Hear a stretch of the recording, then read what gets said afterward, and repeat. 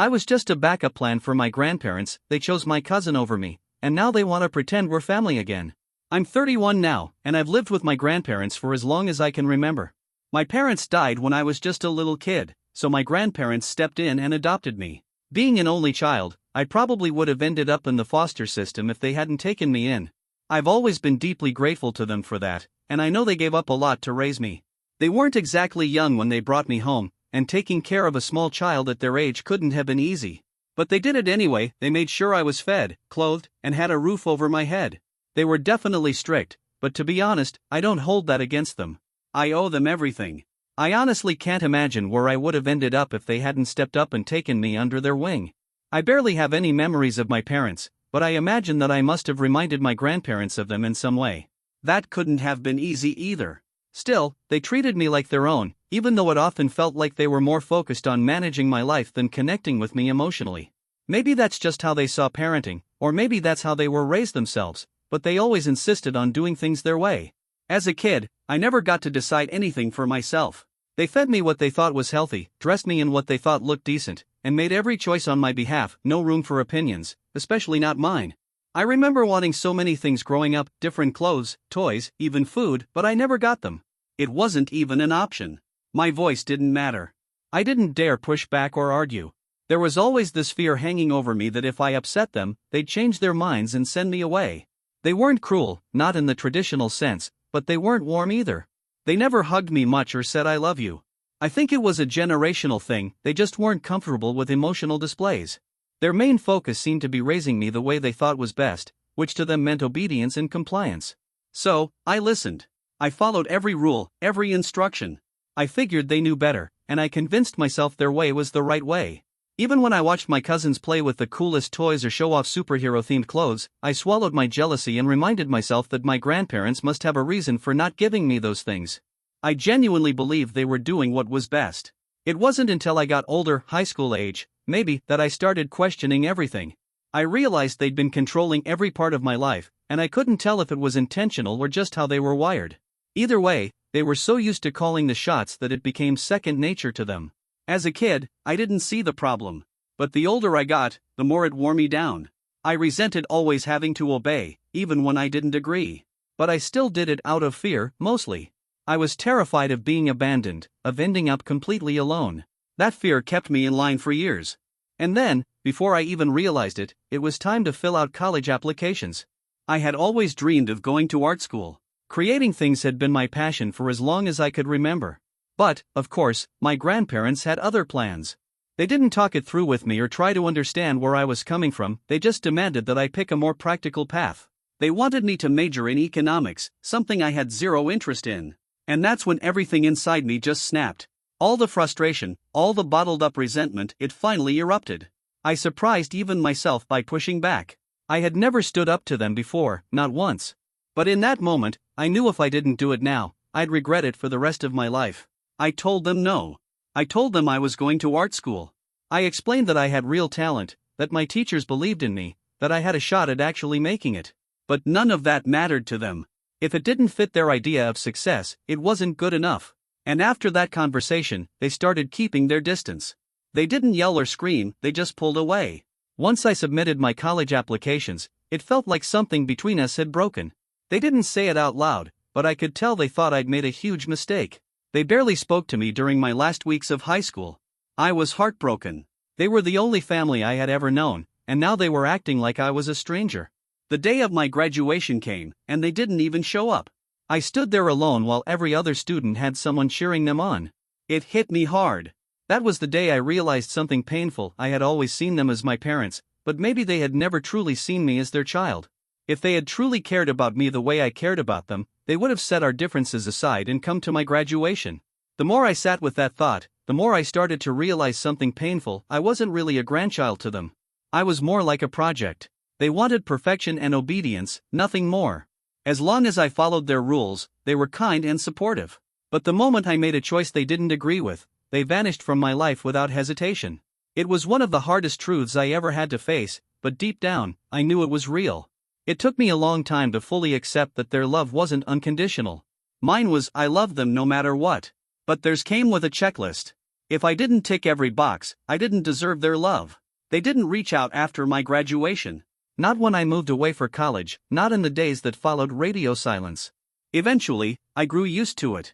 After all, I was technically an orphan. It wasn't exactly surprising that I'd end up alone, but that didn't make it any easier to accept, especially after I had spent my entire life worshipping my grandparents for giving me a home when I had nowhere else to go. Even though we didn't speak, I still saw them from time to time at family gatherings. My uncles and aunts never held anything against me, they didn't care what college I chose. To them, I was just another member of the family, so they kept inviting me to dinners and holidays. My grandparents never said much when I was there. Sometimes they'd ignore me completely, other times they'd make a bit of small talk, like we were casual acquaintances rather than family. I mostly stuck with my cousins and tried to slip out early. I didn't want the tension between me and my grandparents to make things awkward for everyone else, or to make me feel worse than I already did. That pattern held all the way through college and even after I graduated. I still remember the day I called them to tell them I'd landed my first real job. It was a big deal, an art consultant role with a solid salary, something I'd worked toward for years. I'd had part-time jobs since high school, but this was different. It felt like a turning point. I thought, maybe, just maybe, they'd be proud. But their reaction crushed me. They barely acknowledged it. No excitement, no pride, just cold disinterest. I think some part of me was still clinging to the hope that if I became successful enough, they might finally come around and accept me. That maybe, if I made enough money or earned enough praise, I'd finally be worthy in their eyes.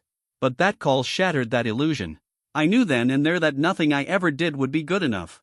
Not because I wasn't capable, but because I didn't follow the path they had laid out for me. That was the day I stopped reaching out. They clearly didn't want to be a part of my life, so I let them go. I didn't hear from them for a long while until, out of nowhere, I got a call from my grandmother. She asked me to come over to the house. At first, I thought maybe they wanted to make peace, to finally talk things through after all these years. The idea gave me mixed emotions. I missed having them in my life, but at the same time, I'd found a strange kind of peace without them. Still, I went. And when I got there, I realized it wasn't just a personal visit, it was a full-blown family gathering. Everyone was there. I figured if they invited me after so long, something important must be happening. Sure enough, once everyone arrived, my grandparents announced that they were going to read out their will. I knew they were getting older, but it still hit me like a punch in the gut hearing them talk about preparing for the end. I sat there, listening carefully, already expecting I wouldn't be left much. But the one thing I did hope for, the only thing I ever really wanted, was the house. I didn't care about money or possessions. That house was everything to me. It was where I grew up, where all my memories lived. None of my aunts or uncles needed it, they had homes of their own. And both my grandparents knew how much I cared about that place. They'd even promised me, more than once, that it would be mine someday. So when they finally got to that part of the will and said the house was going to my cousin, their oldest grandchild, I was completely blindsided. I sat there frozen, not even sure how to react. Every cousin there turned to look at me because it was no secret I was supposed to get the house. Everyone knew it.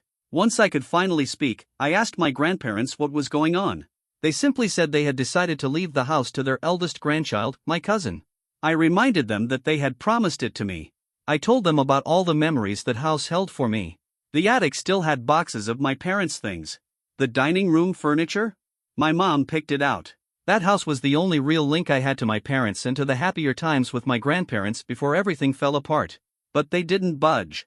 They told me the decision was final. I begged them, tried to explain how much it meant to me.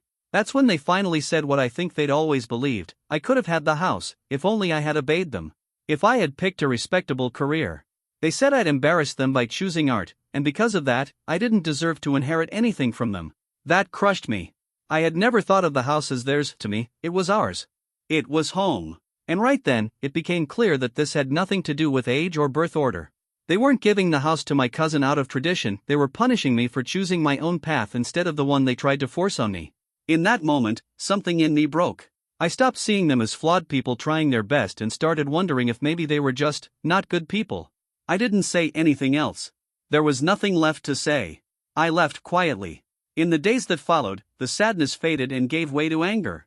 I thought, if they can't even give me this one thing I've always cherished, maybe I'm better off without them altogether. Clearly, they were fine living their lives without me. So, I knew it was time to let go. I had to face the truth that I'd held onto a perfect image of them in my head, one they never actually lived up to. They'd made it crystal clear they wanted nothing to do with me, and the only real connection we still had was the stack of bills I'd been quietly paying for years. I had been covering everything: groceries, utilities, medications. Everything they needed showed up at their doorstep like clockwork. We never talked about it. Honestly, they probably assumed one of my uncles was footing the bill. Whatever they believed, I couldn't keep doing it. It was slowly destroying my peace of mind. So, I took the first real step toward cutting them off completely. I canceled all the payments. It took them 18 days to notice. When my phone rang and I saw their number, I thought maybe they were calling to talk about it. But the moment I picked up, they were unusually polite. That threw me off right away. Then they said something about how hard my absence had been, and how we should be a family again. For a split second, I wanted to believe it was real. But it didn't even take half a minute to realize what they were actually after. They just wanted their bills paid again. There was no way their pride had suddenly dissolved enough to let me back in for love's sake. No, this was transactional. I could hear it in their tone. So, I told them flat out that I'd rather not pretend to be a family again, and I hung up. Was it wrong that I didn't even hear them out? That I assumed the worst? Update 1: a few days passed after that phone call, and I started second-guessing myself. Maybe I overreacted. Maybe they really did miss me. But then again, weeks went by with no follow-up, no call, nothing. And I couldn't stop thinking about how they'd turned their backs on me just because I took control of my own life. Even so, a part of me still wanted to help them. And that's what bothered me most, that after everything, I still wanted to take care of them. They'd pushed me away, made me feel like a burden, and yet I still worried they might be struggling because of me.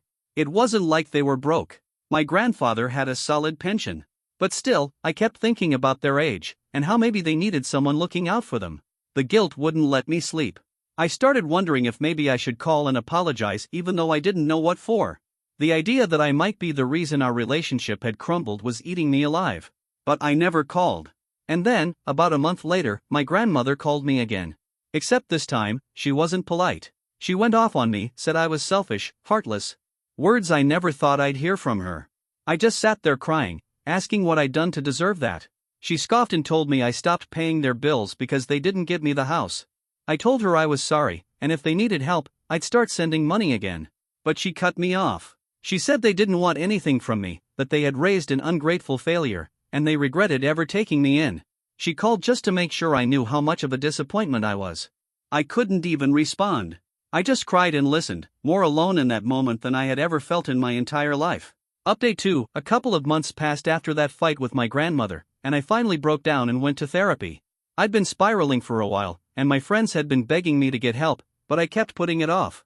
2 months of dragging myself through the mud, of feeling worthless and lost. I finally gave in. Therapy helped. More than I ever expected. It gave me clarity. My therapist pointed out something I'd never realized before: I wasn't clinging to my grandparents out of love. I was clinging to them out of guilt. I felt like I owed them my life. So even when they treated me coldly, even when they emotionally hurt me, I kept coming back, trying to repay a debt that was never mine to begin with. She explained something that shook me to my core: kids don't owe their parents for raising them. That's the bare minimum. That's what parents are supposed to do. And in that moment, something clicked. I hadn't spent my life honoring them out of love. I'd done it out of fear and obligation. As a child, I obeyed them because I was scared they'd get rid of me. As an adult, I kept trying to win their love back, like it was something I had to earn. Realizing that broke me, but it also freed me. For so long, I had thought of them as my saviors. The people who gave me a home and saved me from the system. But maybe they were also the ones who damaged me the most. They raised me to feel insecure, afraid, always chasing approval. And when I finally stood up for myself, they punished me for it. Update 3: eventually, I found the courage to face them again. Even when they weren't physically around, they were always looming in my head, taking up space. I figured if I wanted to truly move on, I needed closure. Face to face. My extended family had never cut ties with me. They'd continued to invite me to gatherings, checking in to see how I was doing. I appreciated that more than they knew. They could have taken sides, but they didn't. They just kept the door open. So the next time my aunt invited me to a family event, I went. Everyone was surprised to see me. My grandparents' faces went stiff. They clearly didn't expect to ever see me again. Honestly, I hadn't planned to stay long. I just wanted to say what I needed to say and be done with it. I asked if we could speak in private, but they refused. They told me to say whatever I had to say in front of the whole family. So I did. I stood there and told them the truth, that they had been terrible caretakers. That they made me feel like I was never enough. That I spent my whole childhood terrified of being abandoned for stepping out of line. That they made me feel like I owed them for giving me a home. They listened, for a while. And then they exploded. They said I did owe them, that without them, I would have been nothing but a homeless orphan. They told me I should be grateful they didn't leave me like a stray. The words were so cruel, so harsh, they made one of my aunts cry. They said they had dreams for me, and I had spat in their face by choosing a different path. They called me ungrateful and selfish. Before I could even respond, my cousins stepped in. They defended me. Told our grandparents to stop. I was shocked, but thankful. I wasn't used to people having my back. When I finally found my voice again, I said it clearly, I didn't consider them my family anymore. Their version of love came with too many strings. I told them they couldn't control me and still expect me to be thankful. After that, they had nothing left to say. So I left. And this time, I meant it when I said I'd never see them again. Update 4. After that confrontation, I went quiet for a few months. I stuck to my promise and didn't reach out. I didn't plan to, either. My aunts, uncles, and cousins kept checking in, and I'd send short replies just to let them know I was okay. Eventually, after 8 long weeks, I agreed to go out with my cousins. They'd been begging me for weeks to hang out. We finally got together, and honestly, it was great. It felt strange, though, being around family who didn't want anything from me, who just liked me for me. I wasn't used to that. But it felt good. They even told me that if I still wanted the house, they'd make sure I got it. But I turned them down. I hired movers to pick up my parents' things, and that was it. I didn't want the house anymore. What used to feel like a home full of love and memories had turned into a symbol of everything I had endured. My grandparents weren't my parents. As much as I wanted them to be, they just weren't. And there was no point in holding on to a place that only reminded me of pain. These days, I feel happier. Lighter. My therapist says she's seen huge progress in me. And I can feel it too. I'm finally breaking free from all the chains they wrapped around me.